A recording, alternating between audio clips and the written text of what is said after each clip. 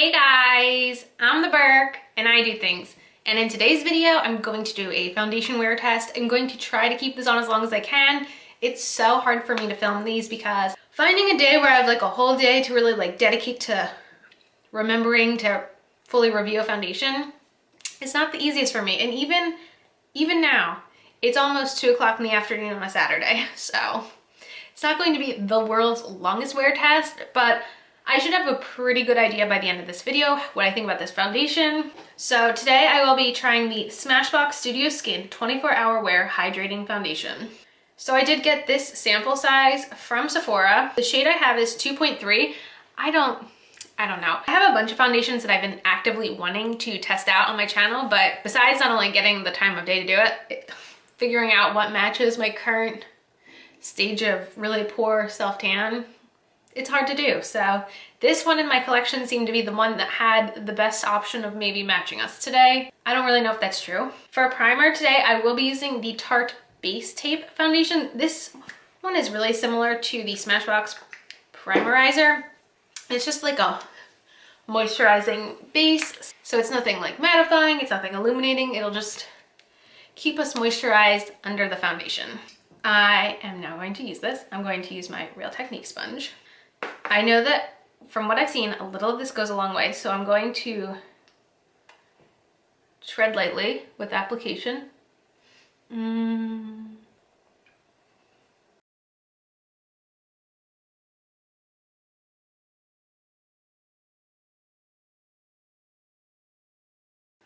I feel like the coverage isn't as intense as I thought it would be. It almost seems like a low medium the way I'm doing it. So that makes me wonder if I should be using a brush. So let's bring in the reserve. All right, this will be the true test.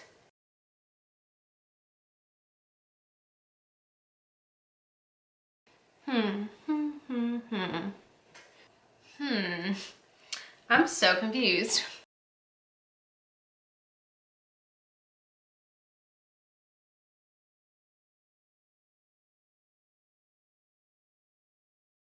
I mean, I'm definitely liking the finish better with the brush, but I still feel like, it's not covering a lot. And I've watched a lot of reviews on this foundation.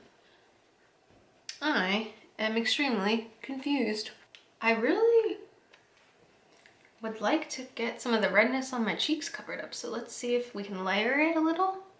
Just tapping. I feel like that's better. I also feel like this shade is not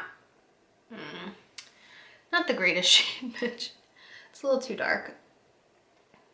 Drag it down. The way it's actually sitting on my skin, I feel like looks very nice. It's not really covering my redness, which is kind of what I was expecting from it. I thought that this was a very high coverage foundation, so now I'm gonna have to look online and see what it says.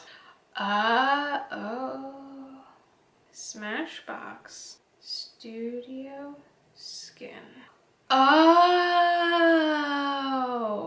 this is not the new one. I thought the new one is called Studio Skin Full Coverage 24-Hour Foundation. This is Studio Skin. No, wait. Okay. I am so confused. There are two foundations listed on Sephora right now. Smashbox Studio Skin Full Coverage 24-Hour Foundation and Studio Skin 15-Hour Hydrating Foundation. This is the 24-Hour Hydrating Foundation. I am so confused about what I just put on my face. Like, this isn't an option. I'm assuming it's the hydrating one and not the new full coverage one, which is why this is making a lot more sense now than it was before. I will say, as far as hydrating goes, I actually think, now that I know it's not the full coverage one, I feel like I'm reviewing a whole different foundation now. Okay, what just happened? Like, generally speaking, I feel like it's a medium coverage foundation and it actually looks like very skin-like. Like, even close up, it doesn't really look like I have foundation on, which, that's nice.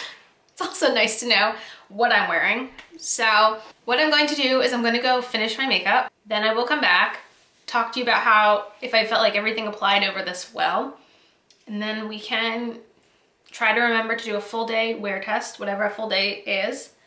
It is 1:56 p.m. at the moment, so we'll call this foundation wear test a start at 2 p.m. and see how long this review goes through. So I will be back with my makeup all done. And I'm back with a face of makeup. This face of makeup is a bunch of first impressions. I'm probably going to post that video before this video, so if you're wondering about what I added, you can check out the video that I hopefully remembered to link up here. And let me take a look at this foundation now that I have fully make-upped.